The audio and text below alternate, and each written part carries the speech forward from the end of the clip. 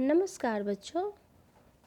आज आप लोग पढ़ेंगे पेज नंबर 1 और 2 में जो कल मैंने आप लोगों को अनसीन और सीन पैसेज दी थी। तो चलिए, जो पेज नंबर 1 का सीन पैसेज था उसका एक बार मैं करेक्शन करा देती हूँ कि आप लोग ने जो लिखा है वो सही है या गलत। दूसरी बात कि जब भी आप लोग पैसेज को करें, गद्यांश पद्यांश को करें, तो आप लोग पेंसिल से लिखेंगे, क्योंकि अगर कुछ मिस्टेक होती है तो आप उसे करेक्ट कर सकते हो। और जो भी आंसर आप लिखेंगे सबसे पहले उसका अंडरलाइन करते जाएंगे अपने पैसेज में। उससे क्या होगा कि आपको एक हैबिट सी बन जाएगी कि आप एग्ज़ाम में भी इसी तरीक़ा से करोगे और आपको फिर आंसर को चूज करने में अच्छा तरीका अभी से अगर अपना लोगे तो आगे के लिए सही रहेगा। तो कल का पेज नंबर 1 में मैंने पैसेज तो कल एक्सप्लेन कर चुकी हूँ। चलिए एक बार क्वेश्चन देख लेते हैं कि आपका जो आंसर है वो सही है या गलत। तो यहाँ है नंबर 1 में, किस प्रकार के लोगों को विदूषक कहा जाता था? तो जो अपनी बातों और हाजिर जवाबी से लोगों का मनोरंजन कर सके। तो देखिए इसका आंसर यहाँ से यहाँ तक है। तो जब क्वेश्चन आपके दिया हुआ और आंसर आप जब यहाँ से देखकर लिखोगे तो एक भी मिस्टेक नहीं होनी चाहिए। याद रखिएगा कि आप देख के लिख रहे हैं पैसे से, इसलिए बिल्कुल मात्रा मिस्टेक नहीं, और हैंडराइटिंग तो बहुत ही अच्छी होनी चाहिए। और जो भी आंसर यहाँ पूछा गया है, जो भी उत्तर पूछा गया है, उसका आपको डिटेल में आंसर देना है। ये नहीं कि आप 1 वर्ड्स में लिख दें। अगर 1 वर्ड्स में लिख के भेजते हो आप वर्कशीट तो मैं चेक नहीं करूँगी। सो प्लीज़ आप लोग जो भी लिखेंगे डिटेल में लिखेंगे, और ये जगह नहीं तो आप यहाँ से शुरू करेंगे और यहाँ लास्ट तक जाएंगे तो आपको आराम से लिख सकते हो। और कोई भी जब हम होमवर्क क्लास वर्क करते हैं तो हमें 20 से 25 मिनट अगर आप एक सब्जेक्ट पे टाइम देते हो तो आप अच्छी तरीके से कर सकते हो। तो इतना ध्यान रखिए कि आपकी हैंडराइटिंग अच्छी होनी चाहिए और मात्रा मिस्टेक नहीं होनी चाहिए, क्योंकि आप जो भी आंसर लिख रहे हो, जो भी उत्तर लिख रहे हो, सब पैसेज में दिया हुआ है। चलिए चलते हैं नेक्स्ट प्रश्न की तरफ। तेनालीरामन का असली नाम क्या था? तो तेनालीरामन का असली नाम क्या था? रामन था। तो फिर यहाँ पर भी हम अंडरलाइन कर देंगे, फिर लिखेंगे। नंबर 3 है, तेनालीरामन किस गांव के निवासी थे? तो तेनालीरामन किस गांव के निवासी थे? आपने यहाँ पर पढ़ा होगा। तो है वह तेनाली गांव के निवासी थे। तो उनका नाम था रामन, लेकिन वो किस गांव के थे? तो तेनालीराम के। तो आप इसी प्रकार से पहले पैसेज को पढ़ेंगे, प्रश्न पढ़ेंगे और अंडरलाइन करते जाएंगे पैसेज में। फिर उसके बाद क्वेश्चन जिस प्रकार से पूछा गया उस प्रकार से आप आंसर लिखेंगे। अब है पठित गद्यांश से 2 विशेषण चुनना है। तो विशेषण जो किसी भी व्यक्ति वस्तु का क्या बताए? विशेषता बताए। तो यहाँ पर देखिए रामन का विशेषता है कि वो बुद्धिमान भी है और चतुर भी है। तो हमने बुद्धिमान और चतुर लिख दिए। अगर आपको और कुछ इसमें विशेषता दिखता है तो आप लिख सकते हैं। नेक्स्ट है वर्ण विच्छेद करो। वर्ण विच्छेद करने का तरीका मैंने कल आपको बताई थी। बहुत बच्चे क्या है कि यहाँ पे मात्रा लिखते हैं नहीं, हमें ये स्वर लिखना होता है और हलंत हमेशा अपने राइट हैंड की तरफ टर्न लेना। आप लोग उल्टा ऐसे करते हुए गलत है, हमें इस प्रकार से देना होता है हलंत। तो देखिए मैंने कैसे हलंत लगाई हूँ। तो तेनालीरामन का मैं कल बता चुकी हूँ। महाराजा का म है तो म आ मा, हा तो म ह आ हा, र आ रा और ज आ जा, महाराजा। और एग्ज़ाम में भी जब भी आप परीक्षा के समय देखें तो यहाँ पे वर्ण विच्छेद है, तो आपको वर्ण विच्छेद ही करना है, वाक्य नहीं बनाना है। ज़रूर हेडिंग आप लोग पढ़ेंगे। तो आपका पैसेज 1 सीन पैसेज जो पठित गद्यांश था 1 कंप्लीट होता है। अब चलते हैं पैसेज 2 की तरफ। अपठित गद्यांश था जो कल आप लोग का होमवर्क में था, तो इसमें मैंने पैसेज कल एक्सप्लेन कर चुकी हूँ। अब चलिए उसका देखते हैं एक बार प्रश्न क्या है। वहाँ के सेनापति का नाम क्या था? तो वहाँ के सेनापति का नाम मौर्य था। प्राचीन काल में इसे क्या कहते थे और इसका माहौल कैसा हुआ करता था? प्राचीन काल में इसे पाटलिपुत्र कहते थे और यहाँ का सभी लोग सुखी संपन्न थे। आपको ये नहीं कि डायरेक्ट जो प्रश्न पूछा गया है उसी प्रकार से आपका पैसेज में उत्तर हो। आपको प्रश्न के अनुसार आपको उत्तर लिखने का तरीका बनाना पड़ेगा। आपका क्या कहते हैं वो दिया गया है, कैसा माहौल था वो दिया गया है, लेकिन पैसेज में जो लिखा हुआ है हम सेम टू सेम नहीं लिखेंगे। हमें उसका मेन उत्तर देख लेना है पैसेज में, गद्यांश में, लेकिन हमें लिखने का तरीका किस प्रकार से होना चाहिए? अपने प्रश्न के अनुसार से लिखा होना चाहिए। तो प्राचीन काल में इसे क्या कहते थे?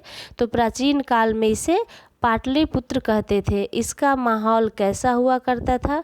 तो और इस तो माहौल मतलब वहाँ पर का कैसा वातावरण था, कैसा वहाँ पर माहौल था? तो वहाँ का माहौल था कि लोग क्या थे? सुखी और संपन्न थे, खुशहाल लोग रहते थे। कहाँ पे? पाटलिपुत्र में। तो वहाँ का माहौल कैसा था? तो सुखी और संपन्न था। अब है क्वेश्चन नंबर 3 है, वहाँ पर कौन सा बगीचा हुआ करता था? तो वहाँ पर पिपली कानन नाम का, देखिए आप पैसेज में है, पिपली कानन नाम का सुंदर बगीचा था। बिहार की राजधानी क्या है? तो बिहार की राजधानी पटना है। किस राजा ने सेनापति को बंदी बना लिया था? तो राजा नंद ने सेनापति को बंदी बना लिया था। तो आपका जो पैसेज 2 है इसका जितना भी यहाँ पे आंसर दिया गया, उत्तर दिया गया है, आपका सब उत्तर पैसेज में दिया गया है। चलिए एक बार वो भी मैं आपको दिखा देती हूँ। कहाँ है बिहार की राजधानी? तो पटना। इसका पुराना नाम क्या है? तो पाटलिपुत्र। यह नगर का माहौल कैसा था? तो वह संपन्न था। पिपली कानन नाम उनका जगह, उद्यान का बगीचा, उद्यान मतलब बगीचा। फिर वहाँ पर जो सेनापति का, मौर्य सेनापति साधारण घर था, तो वो सेनापति का क्या नाम था? तो मौर्य था। फिर सेनापति को बंदी बना लिया, किसने बना लिया था? तो राजा नंद ने। तो देखिए सभी जो उत्तर है सब दिया गया है पैसेज में। तो इस प्रकार से आप प्रश्न पढ़ेंगे और उसका उत्तर को अंडरलाइन करेंगे। तो ये आपका कल का होमवर्क था, तो कंप्लीट होता है। अब चलते हैं आगे। पैसेज 3 में नीचे दिए गए अपठित गद्यांश को पढ़कर प्रश्नों के उत्तर दो। तो ये जो दिया गया है ये भी अनसीन पैसेज है। ये महान वैज्ञानिक जॉन लॉन्गीवियर्ड के, जिन्होंने टेलीविज़न का आविष्कार किया था, उनके बारे में दिया गया है। तो ये हमारे जीके के लिए भी बहुत ज़रूरी है, हमें जनरल नॉलेज के लिए भी जानना। तो चलिए सबसे पहले इस पैसेज को पढ़ते हैं। टेलीविज़न का आविष्कार महान वैज्ञानिक जॉन लॉन्गीवियर्ड ने किया। उनका जन्म 13 अगस्त 1888 को ग्लासगो में हुआ था। उनके पिता पादरी का काम करते थे। वह बचपन से बहुत कमज़ोर थे। वह पढ़ाई में बहुत तेज थे एवं फोटोग्राफी उनका शौक था। विद्यालय की पढ़ाई पूरी करने के बाद रॉयल टेक्निकल कॉलेज में विज्ञान का अध्ययन प्रारंभ कर दिया। सन 1925 में उन्होंने मानव चेहरे का प्रसारण किया। जॉन का नाम दुनिया भर में मशहूर हो गया। तो पैसेज एक, इसमें हम प्रश्न उत्तर तो लिखते हैं, लेकिन पैसेज इसलिए भी दिया जाता है कि आप इसे आपकी जो रीडिंग स्किल है वो बहुत अच्छी हो। तो सबसे पहले हम जब भी इसका उत्तर लिखेंगे तो आप पैसेज को, जो गद्यांश है, उसको अच्छी तरीके से रीड कीजिए, क्योंकि रीडिंग आनी बहुत ज़रूरी है। तो जब आप रीडिंग करना सीख जाएंगे, अगर अच्छी तरीके से रीड कर सकते हैं, तो आप ऑलरेडी उसका उत्तर आसानी से लिख सकते हैं। तो जो भी आप पैसेज लिखें कभी भी, तो ज़रूर उसको 2-3 बार रीड करें, उसके बाद उसका उत्तर लिखना प्रारंभ करें। तो इसमें है 13 अगस्त 1888 को किसका जन्म हुआ था? तो 13 अगस्त 1888 को किसका हुआ था? महान वैज्ञानिक जॉनी लॉग वेयर ने किया था, का हुआ था। तो इसमें एकदम क्लियर नहीं दिया हुआ है कि इनका जन्म इस डेट को हुआ था जब, लेकिन हम पढ़ेंगे कि इनका जन्म 13 अगस्त 1888 को। तो उनका मतलब किनका? तो जॉन लोगी वेयर का। तो अभी हम क्या करेंगे, इसको जिस प्रकार से क्वेश्चन पूछा गया है 13 अगस्त 1888 को किसका जन्म हुआ था, तो 13 अगस्त 1888 को किसका जगह पर? महान वैज्ञानिक जॉन लोगी वेयर का जन्म हुआ था। वेयर ने पढ़ाई पूरी करने के बाद किस कॉलेज में अध्ययन प्रारंभ किए? तो वेयर ने पढ़ाई पूरी करने के बाद, देखिए यहाँ से यहाँ तक हमने सेम देख के लिखे हैं। फिर किसके जगह पर, किस कॉलेज के जगह पे? तो फिर कॉलेज का नाम क्या है? यहाँ पे देखिए रॉयल टेक्निकल कॉलेज। तो यहाँ पर हम फिर ये सेम टू सेम देख के यहाँ पर लिख लेंगे। तो ये दोनों का आंसर मिल गया। तीसरा है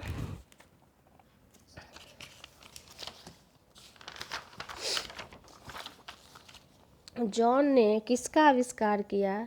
तो जॉन ने टेलीविज़न का आविष्कार किया।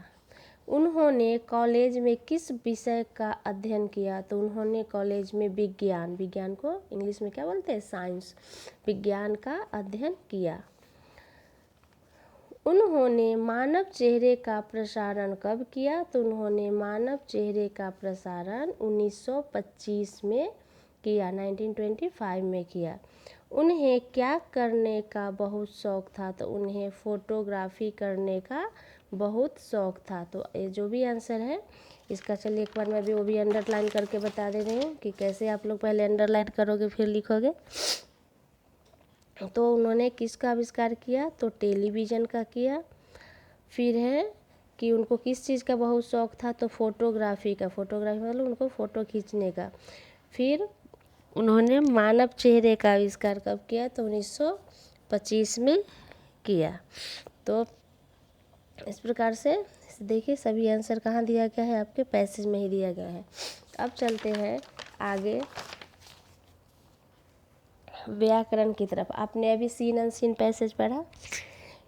परीक्षा में सीन अनसीन पैसेज अगर टर्म 1 है तो 20 मार्क्स के, और PA1 है या PA2 है तो 10 मार्क्स के होंगे। तो अभी जो आपका पैसेज आने वाला है टर्म 1 में वो आपका 20 मार्क्स का होगा, 20 मार्क्स का होगा। तो इसलिए ये भी हमारे लिए बहुत इंपॉर्टेंट है। तो आप लोग पैसेज अगर चाहेंगे तो 20 आउट ऑफ 20 आ सकता है, क्योंकि इसमें हमें कुछ अलग से लिखना ही नहीं होता है। जो भी उत्तर दिया गया होता है वो हमारे पैसेज में ही होता है।